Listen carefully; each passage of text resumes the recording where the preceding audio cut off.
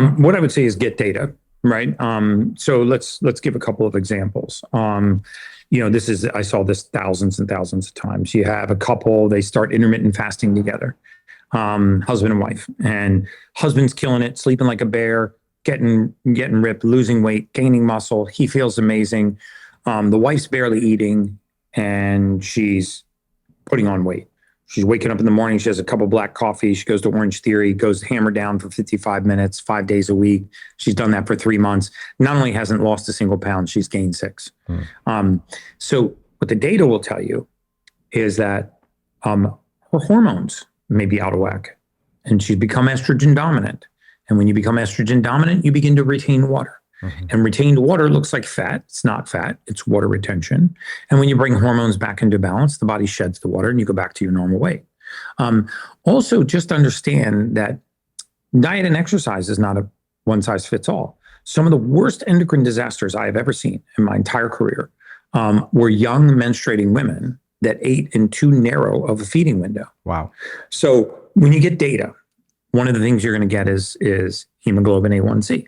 Yeah. You're going to see the 3-month average of your blood sugar. If the 3-month average of your blood sugar is 5.3 or less, you're not really a candidate for intermittent fasting. And why not? Because when you narrow that feeding window, your pituitary, which is the master puppeteer in the body, it's regulating metabolism, it's regulating your body temperature, it's regulating a female's hormone cycle, it's regulating the production of hormones, testosterone in a man. It's doing so many things. The pituitary is going to perceive that as starvation. Wow. And it's going to start to throttle back your metabolism. So now all of a sudden you see women that start these really aggressive intermittent fasting programs. Something called thyroid stimulating hormone drops. The pituitary starts to slow down the metabolism. Their T4 and their T3 tank. They start to get sluggish. They lose their motivation.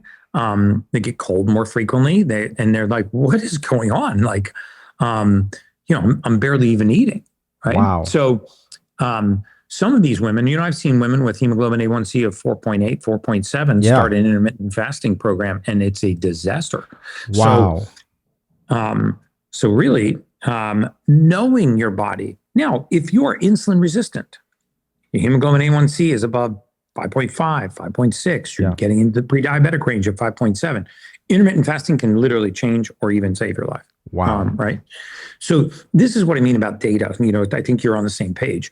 We need to get data, or else we're just sort of guessing. We're like, well, what worked for my cousin and my sister and my husband and my in-law or my wife may not actually work for you. The biggest fallacy in all of modern medicine is that what goes into your body and my body and your listener's body is all treated the same way. Nothing could be further from the truth. So you see this with vaccine outcomes. Well, why didn't everybody that vaccine, die of myocarditis? Well, because some people eliminate spike protein better than others. Wow. Why doesn't everybody have heavy metal toxicity? Well, because some people methylate heavy metals better than others.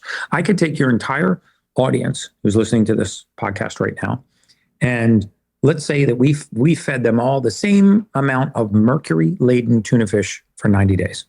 At the end of that 90 days, say we took 100 people. A third of those people are going to have deadly mercury poisoning. A third of those people are going to have mercury levels that are causing some complications: brain fog, water retention, weight gain, confusion, poor focus and concentration. A third of those people are going to have no trace of heavy metal in their bodies at all. Wow. So how is it that they all got the same dose and they had different results? Because our body methylates. It processes things differently. It's really, It's really important to understand that we are all individuals. And so once you have that piece of data, now you're really armed with what works for you and what doesn't, right?